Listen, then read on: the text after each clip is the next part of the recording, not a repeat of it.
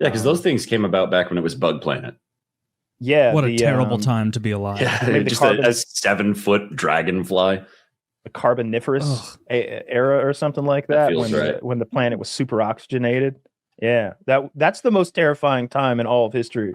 I would living with dinosaurs. Let's go. What are they going to do? Eat me quickly and then I'll die? Living in a world where I'm worried about a mosquito the size of my head or a wasp bigger than like this big, 8 inches wide or something like that. I'm terrified of all of those things. They had millipedes. Oh, dude, you get bit by one of those giant mosquitoes. You're gonna wither up like the end of Saving Private Ryan, where Matt Damon quickly sucks your life force. It's gonna suck you fucking dry, dude. Yeah, it's absolutely spiders that'd be the big issue for me. Everyone's just scared of spiders for no reason, but to me, the part where they wrap you up and store you for later on their web, I don't like that part. There weren't any big enough to do that to you. There were no Shelob spiders, but there were those giant I get millipedes and centipedes mixed up, but the big armored shelled, multi-legged, long things were those are 6 or 9 feet long and 2 or 3 feet wide. They would have weighed 80, 90 pounds. And just last week in England, they found a the fossil of a scorpion that was fucking 4.5 feet long. They said it was the size of a dog, basically. Fuck that. Yeah. Scorpions are my most hated creepy crawly. I don't have one of those phobias, like a revulsion where I would flee from it if I saw one on the ground. Mm-hmm. But if one crawled in my sleeping bag, I'd be making some pretty high pitched squeals on the way out. You know what I mean? I'd be pretty scared. Do you have scorpions? It's got too many weapons. I have seen it's got claws, scorpions. It's got a stinger. I remember one time we rented a lake house and something about that damp lakey environment. There were some really tiny scorpions in the bottom of the bathtub one night. But I went to Texas and we spelunked down into this cave system about maybe 30, 40 feet down. It opened up into this cavern and it was full of glow in the dark creepy crawlies that luminesced and were on the walls. And you could see scorpions that were about not big, small enough that I wasn't scared enough. An inch, maybe 2 inches, but that seems like it was pushing it. Little scorpions were everywhere though, and they glowed. That was pretty fucked. That's what, because I got them here in San Antonio, and I've been stung in my sleep. And there are no deadly ones here. I think they're bark scorpions. I think, but like you said, they're only that big on the bigger end. But the weirdest symptom of the stings, because they feel just like hornet stings or bee stings or whatever.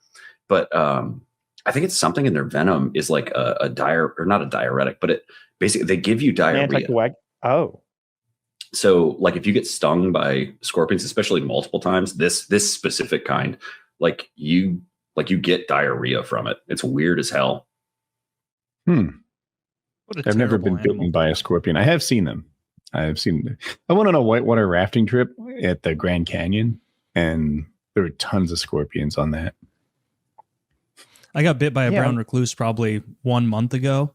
Right on my belly. I was sleeping. Second time I've been bit because they're all over Missouri. But I was sleeping in the downstairs of my grandparents' house when we were there, and I woke up with just a big welt. And I was like, okay, I think I know what this is because I've been bit by one of these on the forearm before at my house. And it's still not 100% gone. Were you low-key hoping for enough necrosis for a 6-pack? Come on, baby. I would have needed a whole team of these guys. I would have needed the whole squad to come out, but no, it just but it swells up a good bit. And I was like, I don't know what the fuck bug bit me. I was looking up bug bites online. And you surely seen it wasn't until the swelling went down. The worst. It wasn't until the swelling went down a little bit that I could see the two teeth. You've seen if you do a Google image search on recluse spider bite, you will get horrific stuff where people lose most of their quad. And when you said you got bit, I was like, well, he would have mentioned it if he lost his quad, but that can be super bad. When the brown recluse spider bit you, were you dueling in a hot air balloon? I was sleeping. Yeah. So I must have rolled onto it in the middle of the night and it got spooked. It was in Missouri, I guess, because it's your grandparents. Yep. I don't even know if I've ever seen one for sure. We've got a lot of spiders in Georgia, but I always remember being terrified of them and hearing the story about the guy who got bit on his dick. And there was like one under the toilet seat and it like bit his dick and his dick rotted off because he was too embarrassed to go to the doctor with a spider bite on his dick or something like that. And that always stuck with me. Like, don't be too embarrassed to go to the doctor if you get bit on the dick by a spider. Like I'm going right away. My dick's out. I'm waving it in the waiting room. Look! You're helicoptering at the ER check-in. Yes. Yeah. Sorry, Taylor. I had to take a piss in the middle of your brown recluse story. Did you die or how'd that pan out? No, not dead. Okay, good. I think unless it's like a big one, you're mostly fine. And it also depends on like your age. So if you're young and like mostly healthy, it kind of just creates a big lump. And like I was saying a little earlier, like I didn't know what it was until the swelling went down a little bit. And then the internet was like, look for 2 small like puncture wounds at the center of it. And then I saw that and I'm like, oh, okay, I'm almost a little relieved. Now I at least know what this mystery bite on my midsection is. But it's pretty much gone now. But yeah, they're not to be trifled with, those brown recluse. They're not like black widows, but they're still bad. Well, I'm sure everybody here has seen the pictures of like when it gets necrotic and kind of like rots out, because that happened to one of my aunts when she was like in her 20s, got bit by one, and they essentially had to take like an ice cream scoop of meat out of her because it started rotting. Ooh. Yeah. You ever see when the people have like necrotic flesh and they use the maggots to eat away the bad flesh rather than cutting, because the maggots will only eat dead flesh? Seems like kind of a good idea. Like medical maggots.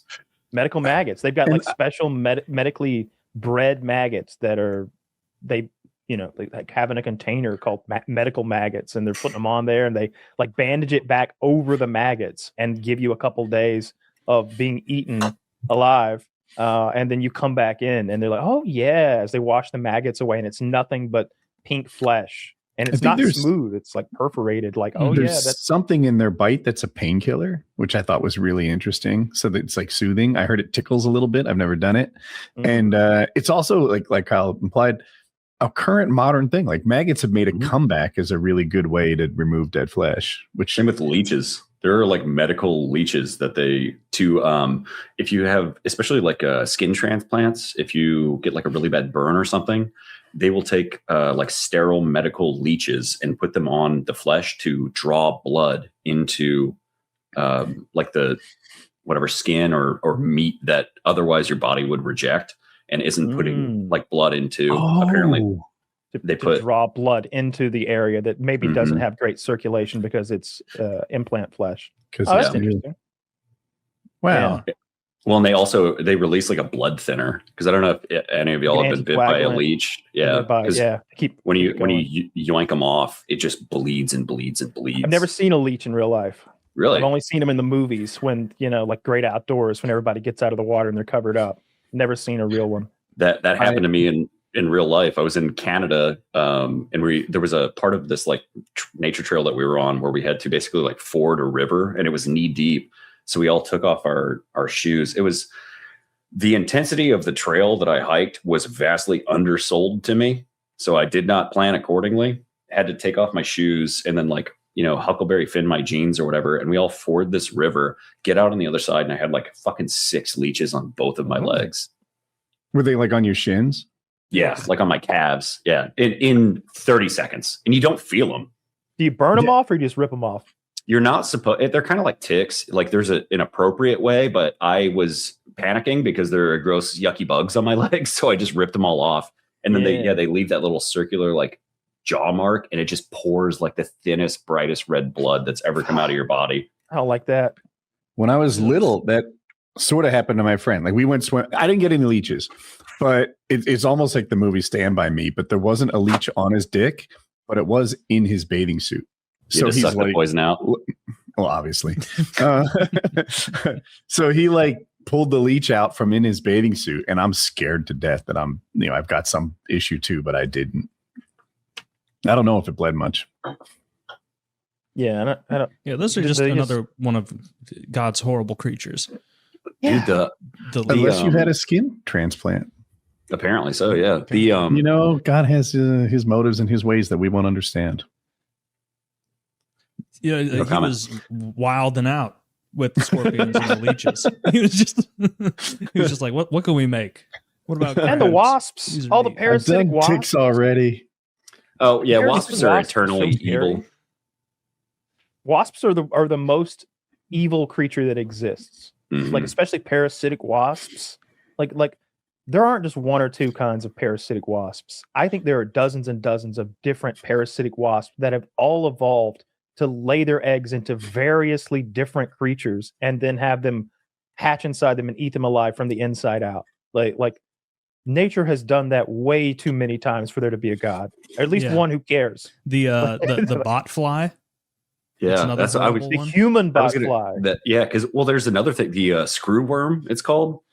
Just came back across the board. This is my latest YouTube video, not to self-promote, but those things are disgusting. If you Google like what they do, because they're like one of the only species of flies that the maggots eat living flesh and not dead flesh. And so there's a really famous video used to go around. This is back like E-Bombs World days. But of somebody who's like is like some, South American man, and they kind of like pull up his shirt and there's just a crater out of him with like active maggots eating his flesh. But yeah, those things just came across the border from Mexico again for the first time in like 40 years.